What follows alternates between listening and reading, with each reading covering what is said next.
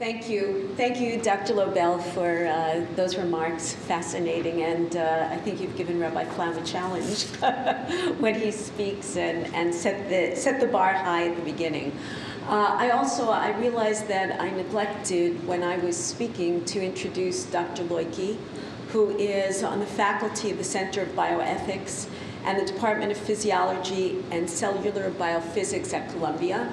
And we feel very privileged to have Columbia Medical Center, through the auspices of Dr. Loiki, participating with us on this conference. So I'd like to thank him for that.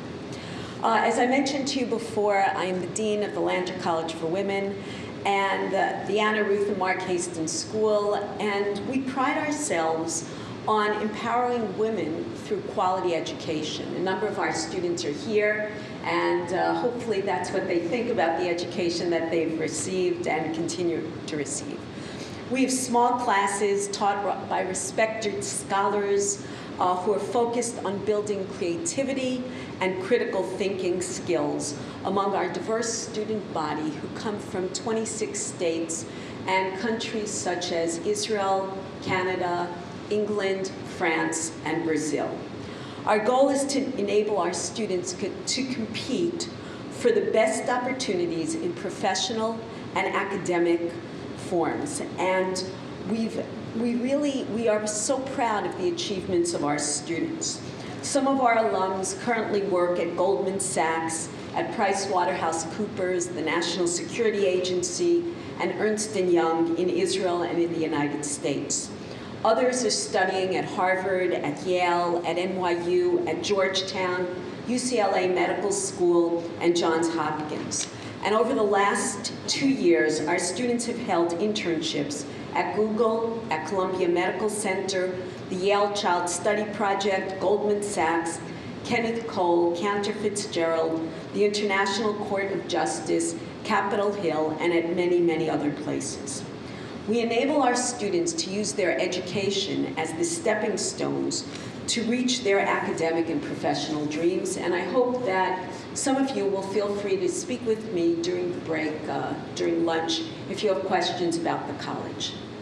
It's really my pleasure to host this important conference on reproductive medicine, together with my colleagues at New York Medical College and Columbia Medical Center. And now I'd like to introduce Rabbi Tzvi Flaum, one of our outstanding faculty members. Rabbi Flaum is currently professor of Judaic Studies and the Mashgiach Ruchani at Lander College for Women. His very popular courses in Jewish medical ethics and Torah and science enable our biology majors and others to understand the interface of halacha and contemporary issues in science. Rabbi Flaum is involved in many community activities, including holding the position of chairman of the Chevra Kadisha, commission of the Vad HaRabbanim of Queens, member of the Medical Ethics Commission of the RCA, and a member of the Board of Governors of the Association of Orthodox Jewish Scientists. Previously, he was the rabbi of the Torah Center in Hillcrest and the rabbi of Congregation Knesset Yisrael, which is also known as the White Shul in Far Rockaway, New York. Rabbi Flaum received his BA in Jewish History from Yeshiva University and his MA in Jewish History from Bernard Revel Graduate School. He has a Yadin Smicha from Ritz, from Chaver, and is a Chaver of the Ritz Kollel. He has his Semicha degree from Rabbi Yitzchak Elchanan Theological Seminary, which comes from the other well-known school in New York. Thank you so much for making the time, Rabbi Flaum. I am enthusiastic about hearing your remarks. It's always a pleasure. I get to hear Rabbi Flaum often, and every time I learn a tremendous amount. And I'm looking forward to hearing your remarks today.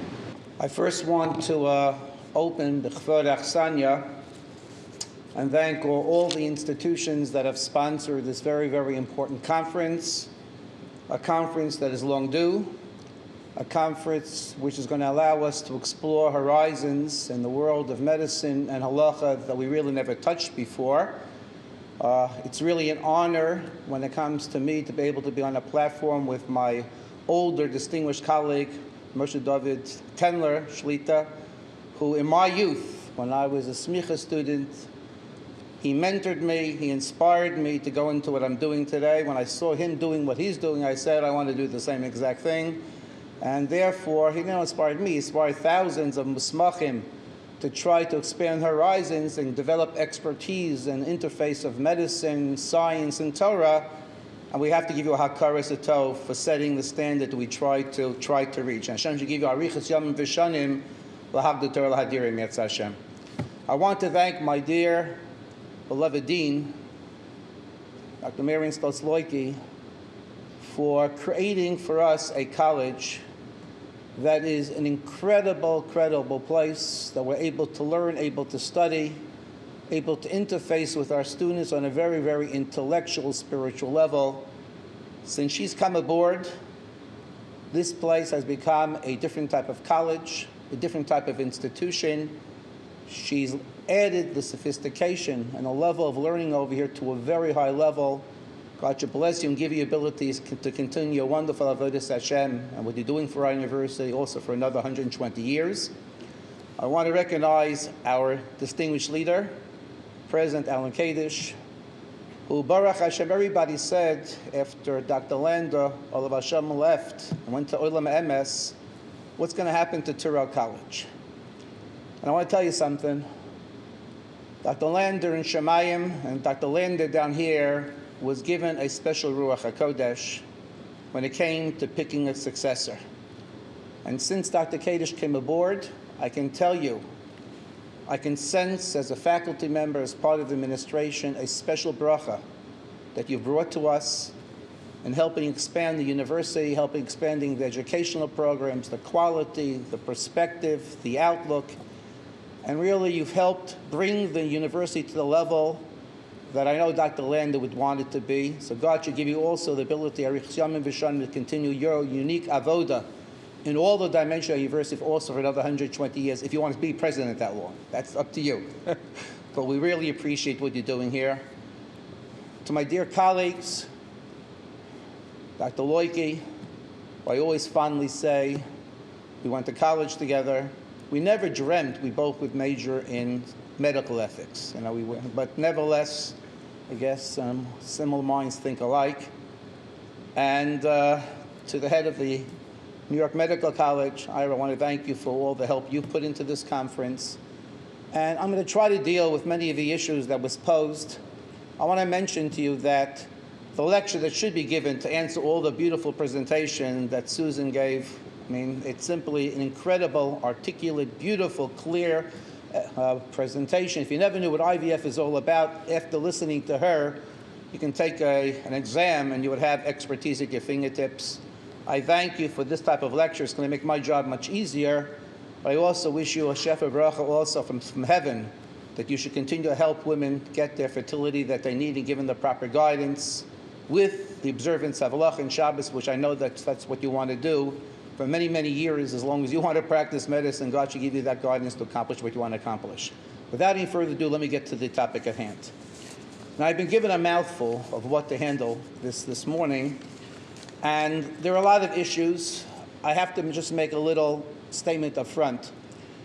I can't do what I usually like to do, to quote sources and opinions and this and that. I don't have the time frame to do such. So what I'm going to do this morning is give you the basic bottom line based upon the consensus. There's always different opinions of halacha. There has to be at least 3 different opinions. I'm going to give you the basic consensus based upon the leading poskim.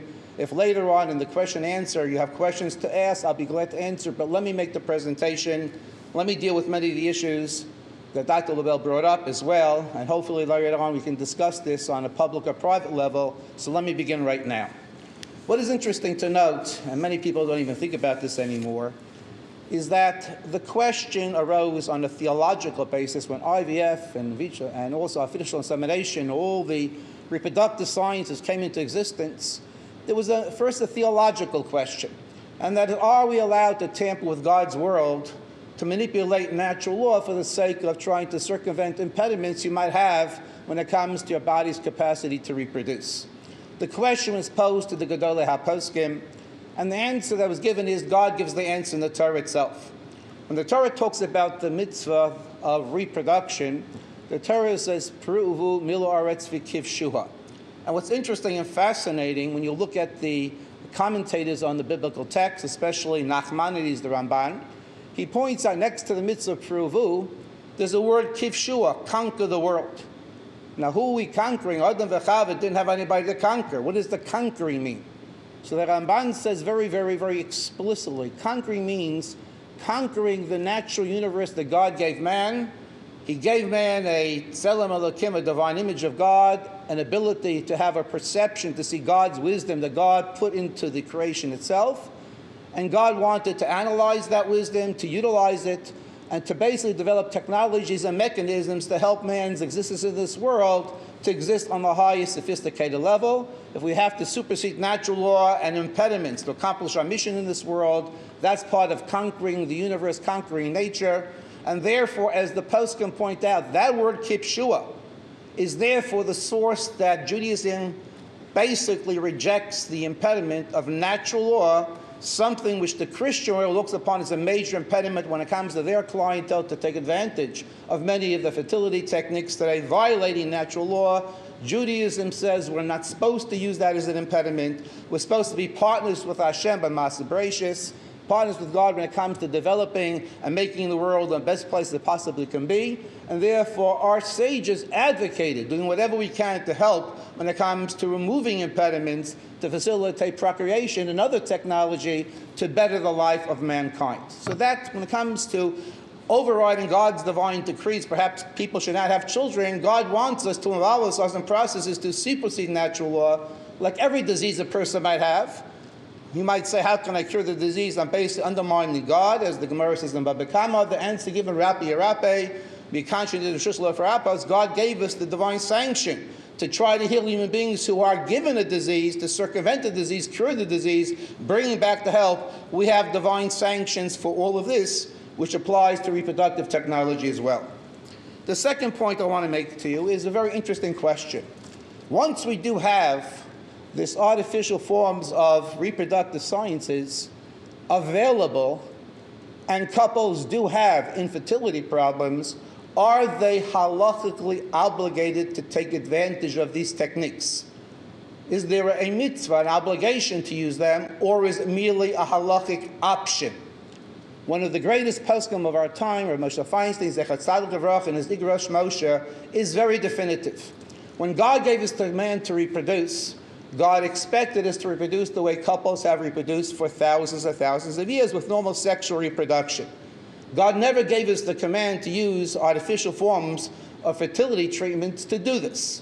So therefore, Moshe says, when it comes to the basic construct of the mitzvah, we're supposed to do it the regular way, and that's why couples just can't start getting married and go to IVF, because they prefer that method than doing the normal way. You got to try to reproduce the way God wanted us to produce. And halacha l'maaseh, technically speaking, if a couple has medical impediments and they cannot reproduce that way, technically they're considered anusim. They're basically being forced by the circumstances not to reproduce, and they end up being exempt from the mitzvah. They can't be held culpable for not being involved. So Moshe says the obligations to do it b'derech hateva, the way it was mandated, that's the chiyuv of the mitzvah. But if a couple decides they want to take advantage of it and use what's available in the marketplace, that is halachically permissible according to the guidelines which they're given by Torah law, and therefore they can take advantage of it, and they're allowed to take advantage of it. Once that psak was given, one of the most important psakim we have on the books, also generated by Rashi Feinstein's Tzaddik Levrach, is if you're causing the transfer of sperm into the wife's body without actual sexual intercourse, but using either AI, artificial insemination, using husband sperm being given in artificially, or IVF, we are creating this in a laboratory where there's no sexual contact, is the halachic status of the father when it comes to Kohen Levi Yisrael, when it comes to the yichus, when it comes to inheritance laws, when it comes to all the things that a father bestows upon a child, is that accomplished without actual sexual contact in the sexual union?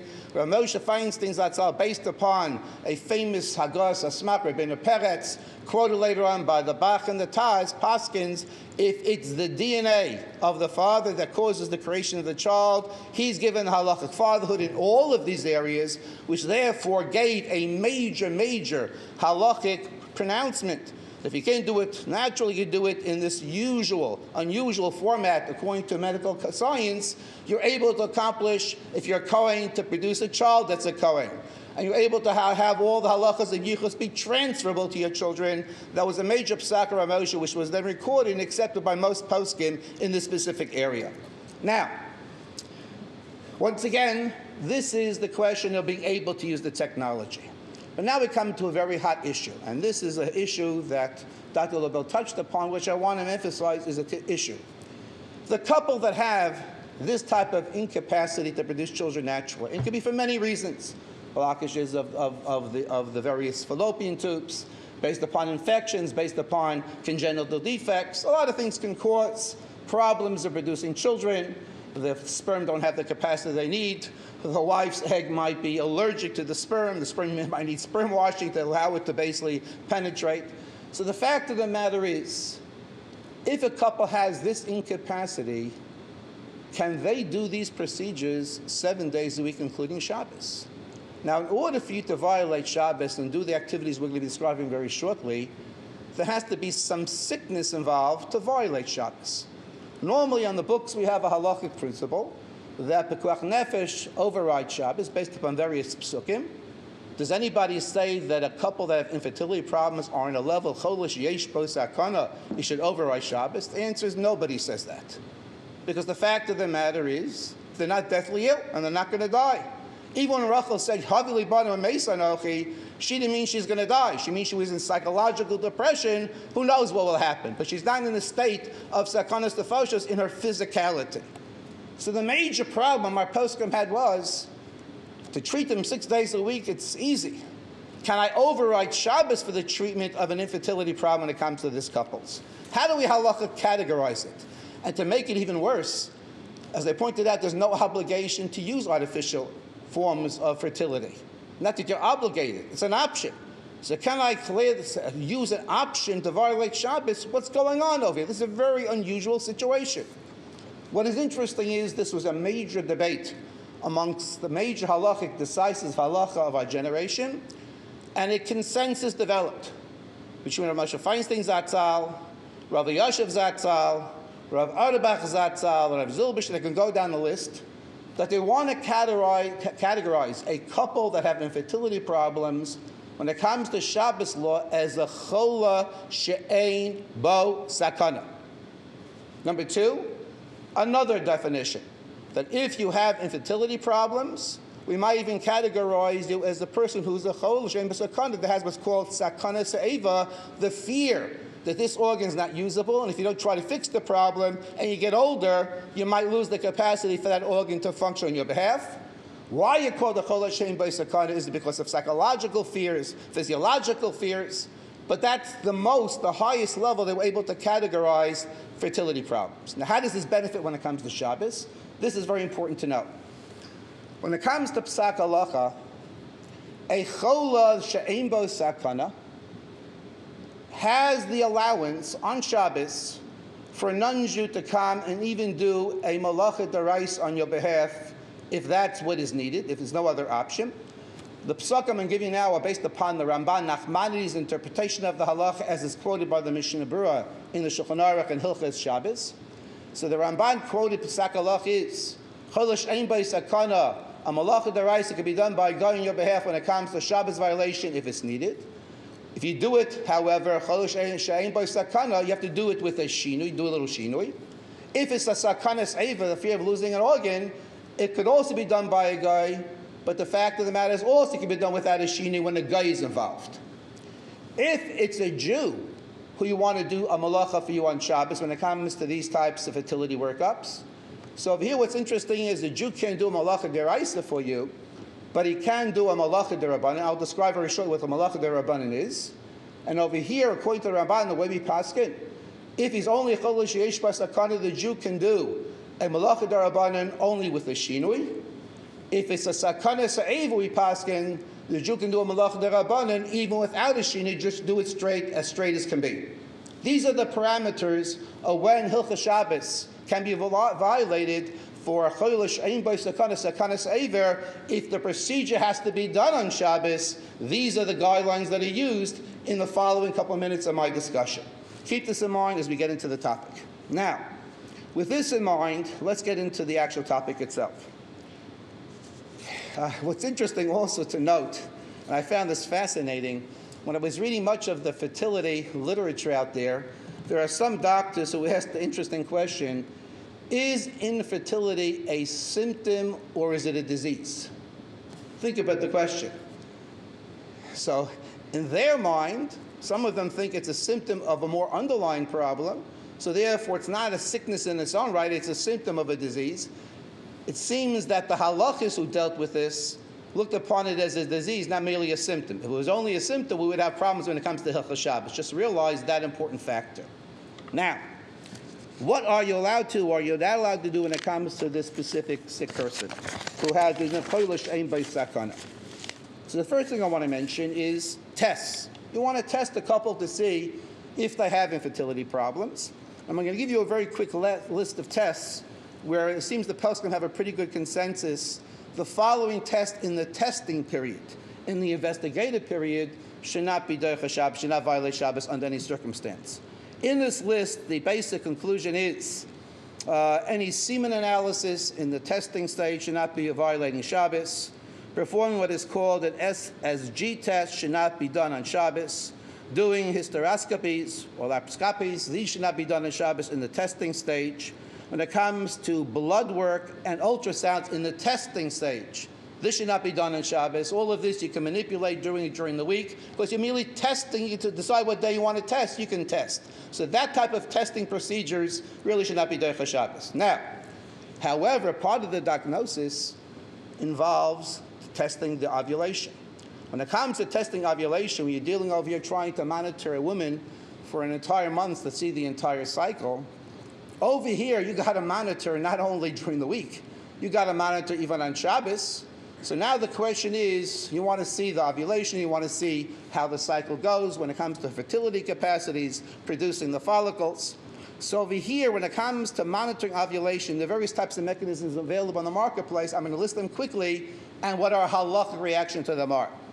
The most popular is what's called the BBT, using basal body temperature. Over here, by monitoring using a thermometer, you're able to see exactly, by seeing the measurement of the temperature goes up, you're able to see that there's an ovulation taking place.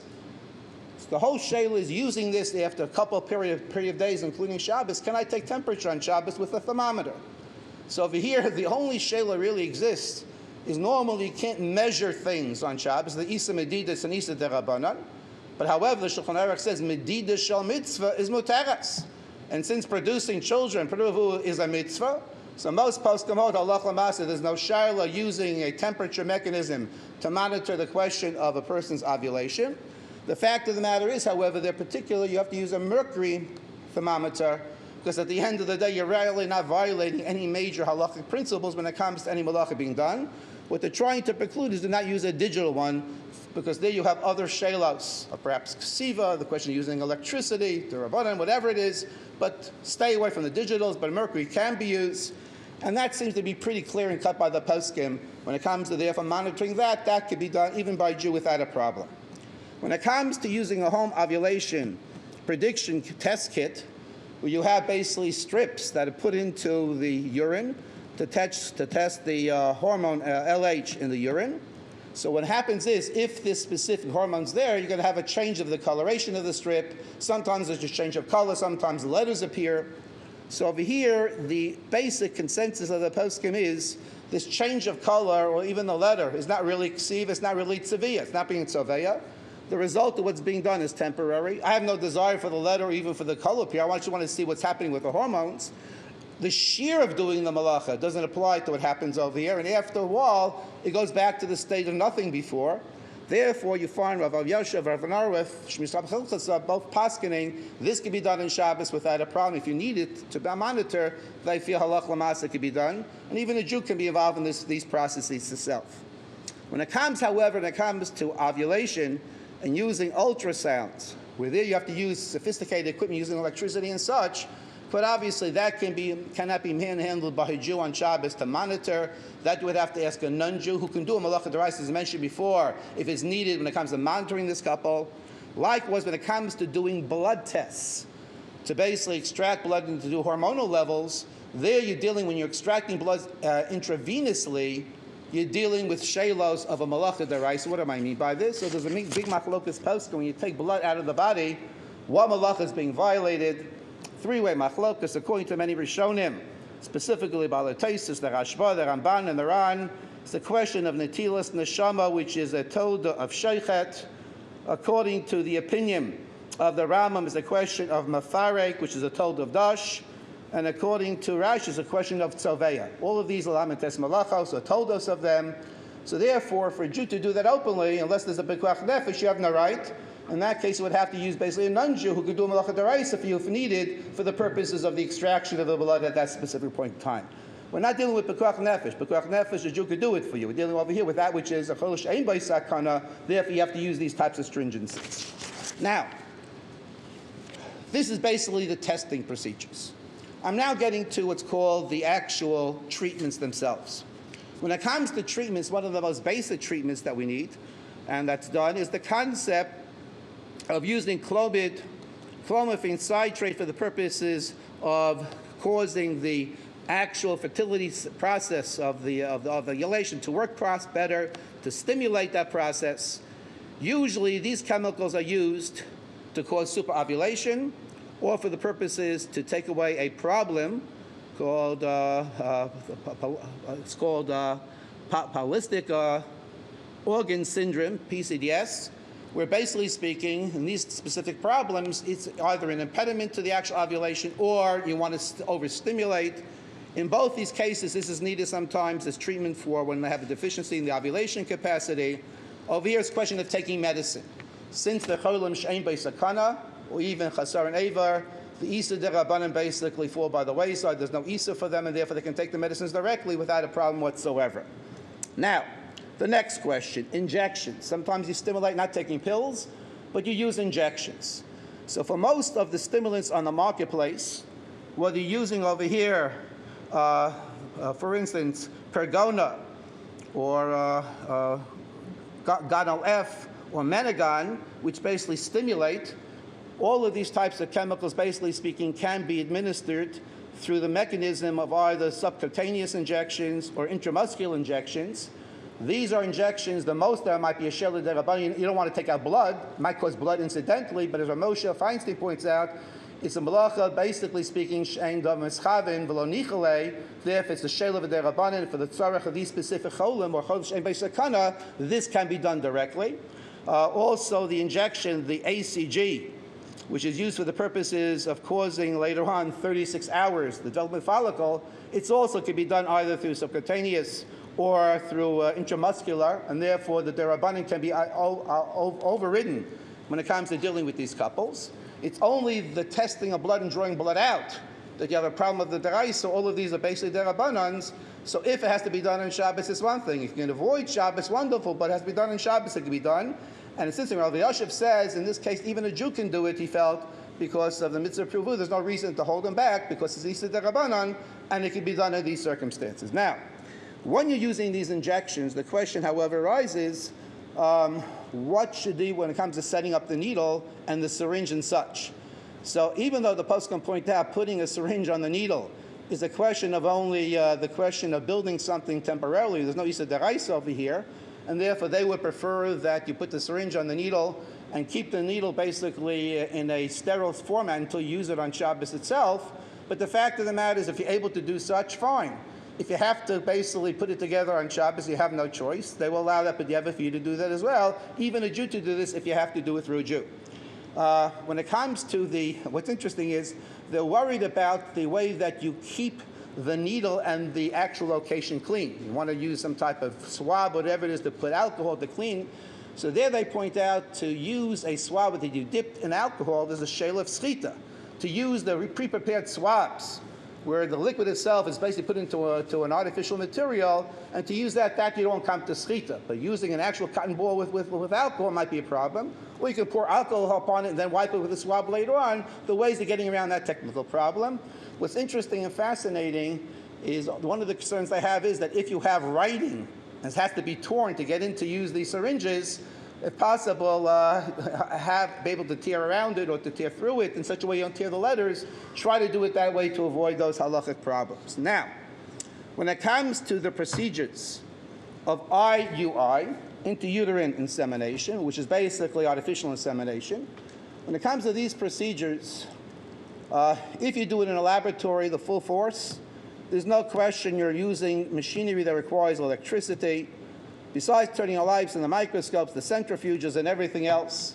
So the fact of the matter is, this is what Dr. Loba mentioned before, if you're able to therefore orchestrate, doesn't have to be on Shabbos, then quite obviously that's the way to go. And since you can plan, and if a doctor is sensitive enough to your halachic concerns, if you can do that, you try to do that.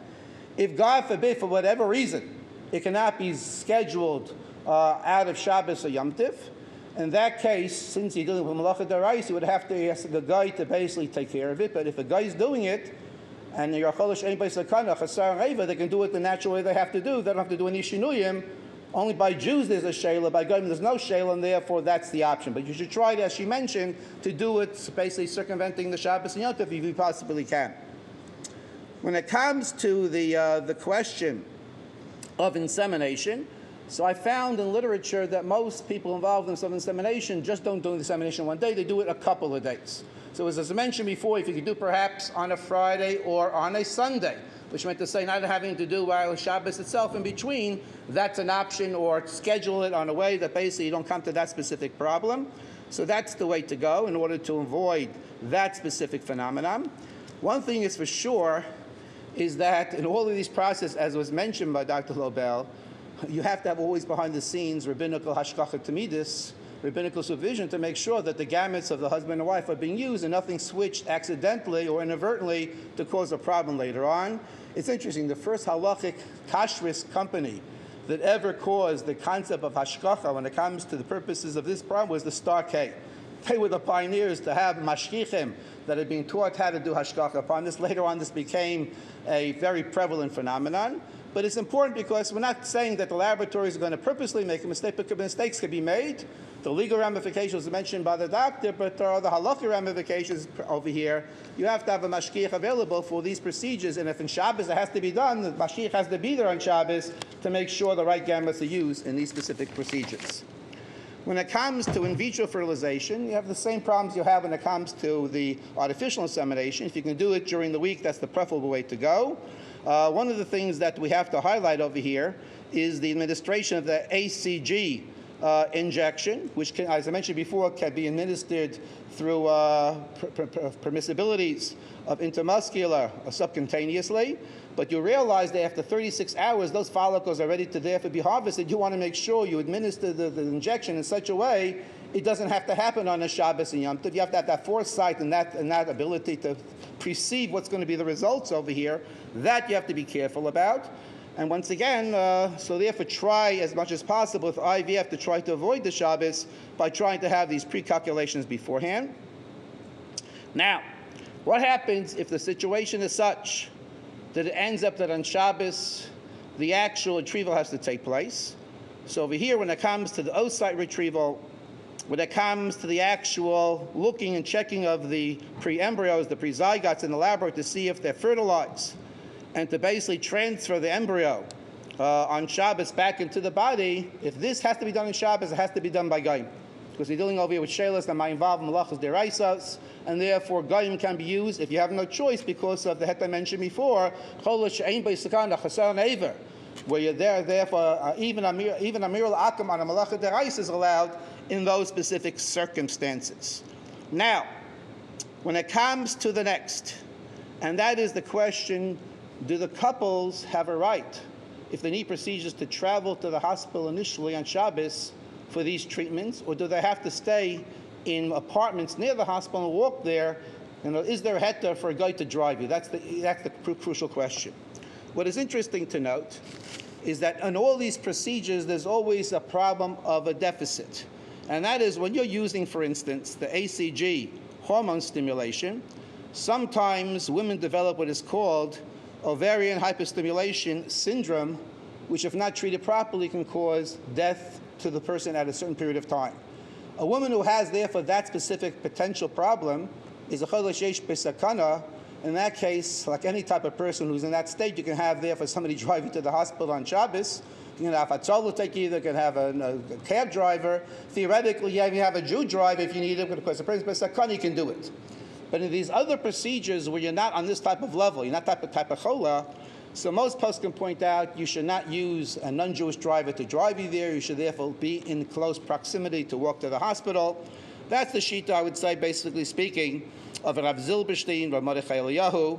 There are some mekilim, and I'll mention the names over here, Rav Greenblatt, Rav Zechariah Nechemia Goldberg, and others, who claim that once you say these are cholim she'ein bei sakana, and basically speaking, a guy can do even malacha deraisa for their on behalf, that he would allow you to even have a guy drive you there for these procedures, even though you're not talking sakanas nefashos. There's a machlokes amongst the poskim what you should do. Even if the driver drives you, make sure they open and close the doors. You shouldn't cause the lights to go on and off in the car and other things to try to make it as flawless as possible.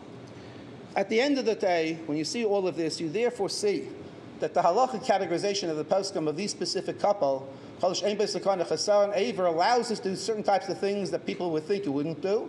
At the end of the day, they're not really sick in the context of the sickness we usually think about. And the whole procedure is an option which you could basically not even partake of. Nevertheless, the poskim built this into the wall and allowed us to use these procedures under these circumstances. I do want to mention to you, when it comes to the baby itself, when it comes to the pekuach nefesh of the baby in utero, there's a big machlokes amongst the poskim at which point in time the isa of abortion kicks in and the mitzvah preservation of the baby in utero takes place. In the world of halacha, normally it's said as a given in many areas of halacha, when it comes to tumas leida, when it comes to the concept of tumas emesav and eifel, that before day 41, Maya B'alma has no halachic significance. However, Rav Moshe Feinstein Zatzal, Rav Unterman and others pointed out that there's a sheet of Rav Shimon ben Asya in Masechtas Yoma, which is quoted by the Bahag and the Ramban, who claims that when it comes to reproduction, that a baby, even the first 40 days, there's a capacity, if you therefore save that pregnancy, that person will become a person, will be a Shem Shabbos in the future, based upon a separate Gezeres HaKos of Shomanei Esas HaShabbos, Mechal Shabbos, Achas Kadishim Shabbos Harbe. That source is used to therefore say even the first 40 days of Pekuach Nefesh of the baby is the judicable. Rav Moshe Feinstein Zatzal was very adamant supporting Rav Unterman's Chiddush based upon this Bahag and the Ramban, and that's the way the post can basically follow in suit. That's based upon a future consideration. In other areas of Tumas Hames and the concept of Tumas Leida, 41 days is the determinant when it comes to this. Now, I want to get to some of the questions Dr. Lubel mentioned before, and that is the following. When it comes to using IVF, once you have the heter to use it, and the question is, when can you start using it? Well, one thing is for sure, I can't say once I get married, let's do it the easy way and have greater guarantees and go to my IVF specialist. No posuk allows you to do such for two reasons. First of all, God wants you to do it b'derech hateva. Number two is, which Dr. Lobo didn't mention, but when we had our private conversation this week, she admitted to me, you're dealing with microscopic gametes in a laboratory. Now, the picture looks very beautiful of taking a sperm and doing micro-injection into an egg. I mean, it looks like a gigantic thing. But when you think the size of a sperm, the size of an egg, and the equipment we have to use to be able to do this insertion, the ability to damage the actual sperm and the egg in the process and cause potential birth defects is a strong possibility. Therefore, I believe, and I was told that Dr. Lubel will agree with me, that under normal circumstances, she and other experts will not do an IVF unless they think there's a medical reason to do such. Just to do this as an alternative and put the couple themselves under potential filings of malpractice or causing defective fetuses, if it's not medically required, you don't do those types of processes. Now, once IVF is allowed, so now the question is, what could I do it for? For reproductive purposes, there's no question it's permissible. But now the question was posed, what happens if I have children, and I want, since I have a bunch of boys, and for Puruvu I have to have a boy and a girl, I want to basically do pre-selection of the sperm that I use. If I want a girl, I'm going to try to select out sperm-producing sperm for females, and basically take out the male-producing sperm, and therefore try to guarantee a female to be created. So over here, Rav Auerbach, Rav Yosef have a psak on the books. If it's sex selection, just for sex selection, they will not allow you to use IVF. But if there's a medical reason to use IVF, chromosomal problems and other stuff like that, once you're already doing the selection in IVF of what you're basically going to put back into the body for the purpose of giving the healthiest baby, once you're already involved in that type of selection, and you have that permissibility to then to put in the female rather than the male, quite obviously becomes an easier halachic decision. But to do it exclusively for sex selection, that the poskim are very definitive. For therapeutic purposes, yes. For pure sex selection, the answer is no. When it comes to the purposes of preventing spread of disease, the poskim were very explicit over here of Auerbach or Yosef, that if, for instance, if you're able to use, when it comes to hemophilia, female sperm rather than male sperm to prevent the disease having an impact, so therefore you're making a choice, but it's to prevent disease. Anything done to prevent disease becomes permissible for them. That's why the question of using the pre-implantation diagnosis, for instance, on a Tay-Sex couple, where 25% of their potential pre-zygotes will have the defect. For you to do that type of research and to reimplant of the 75% that are healthy to guarantee the disease is not spread, there is a consensus amongst poskim, since the purpose of therapeutic care, they allow it. And they don't differentiate between this disease and that disease. Once you have the heter to try to prevent disease, then they look upon this as a permissibility in IVF utilization. So there really shouldn't be a difference whether it's Huntington's or Tay-Sachs, recessive or basically the more progressive one, whatever it might be. If the purpose is to prevent spread of disease to the next generation, theoretically speaking, it should be permissible. This will bring us into the question of using mitochondrial types of transplants, which I'll let the other speakers get to later on. But the idea being is, halacha lamasa, once it's for the purpose of preventing disease, they are pretty makel when it comes to this. What do you do with the extra embryos? Now, this is important. In the world at large, since we're living in a Christian world, we're brainwashed continuously each and every day that when you take a blastocyst in a laboratory and you tear it apart for the purposes of stem cell research, so in the Catholic world they say this is a form of abortion and basically biblically prohibited. That's why, by and large, when it comes to embryonic stem cell research, they prohibit it for their clientele as being a form of abortion. Nothing to talk about, nothing to discuss. But what is our halachic opinion of basically speaking doing what we call stem cell research and basically taking the blastocyst by 5 and breaking it apart and taking out the inner cell mass to do stem cell research? Is that abortion? So the poskim going down from the top to the bottom, all the Gedolah poskim said, the Isser of abortion is based upon a pasuk in Pashas Noach and Sefer Bereshis. After Noach and his children left the Teva, Hashem gave them a lecture on the concept of murder. And one of the psukim says, "Shofech dam adam ba'adam dam yeshafech." The Gemara in Masechtas Sanhedrin takes note, "Adam ba'adam." What's considered abortion? Which is this is the adam ba'adam, a embryo that's implanted in a human being. That's considered the is of abortion. Adam ba'adam, unless the embryo is implanted in a human being. It's still in a test tube state in a laboratory. That's not adam ba'adam. The Isser of abortion has not begun for anybody, not only for Bnei Yisrael. It hasn't begun for Bnei Noach. And I once pointed out to a Christian cleric one other factor, that where I mentioned before in the first 40 days of gestation, Rabbi Feinstein of Untim had held that there's a concept of preserving that specific embryo in even the first 40 days and not performing an abortion. They point out that's based upon Torah law for Jews, based upon a special Gzeres HaKosef. For the Bnei Noach, they don't have the Isser of abortion according to their biblical mandate until day 41, when on a physiological level, the actual embryo is not considered physiologically in the world of halacha. So for a non-Jew, forget about what's in the test tube. Even in the body, up until day 41, it's not an abortion when it comes to Bnei Noach. So what they did in saying that they can't use embryonic stem cell research, they made a double chumrah upon themselves. Because their base is not only if it's not in the body, but basically speaking, forget about the first 40 days. Anything that's created, we believe there's no ensoulment, there's no humanhood yet, until in actuality, the actual fetus is implanted into the body, cleaves to the uterine wall. That's the ensoulment, the beginning of its creation, and therefore anything done of those specific pre-embryos in the laboratory really are clump of cells that can be used in many ways. They can be used for the purposes of future fertilization. They can be used for the purpose of the stem cell research when it comes to the purposes of trying to develop cell therapies, etc., etc. They can be discarded. There's no halachic requirement to have to use them if you do not want to use them. Furthermore, you asked a very interesting question. If the couple is such a couple that they have a choice of using the frozen ones, but there's a possibility they can get pregnant naturally, so despite the fact I already have something that's ready-made, and if you're telling me there's a possibility that if they get pregnant naturally, it's the type of couple we're not concerned about chromosomal disease, but obviously just talking about the capacity to get pregnant, if they don't need any type of pre-implantation diagnosis, it's always better to try to get pregnant regularly, even though you're not going to use those pre-zygotes. If it's a question of chromosomal deformities, which you already pre-screened, then why should you want to get pregnant normally if you have a problem or potential of causing the fact of chromosomal defective children? So it depends upon why they're being frozen, why the procedure was done, to answer that specific question.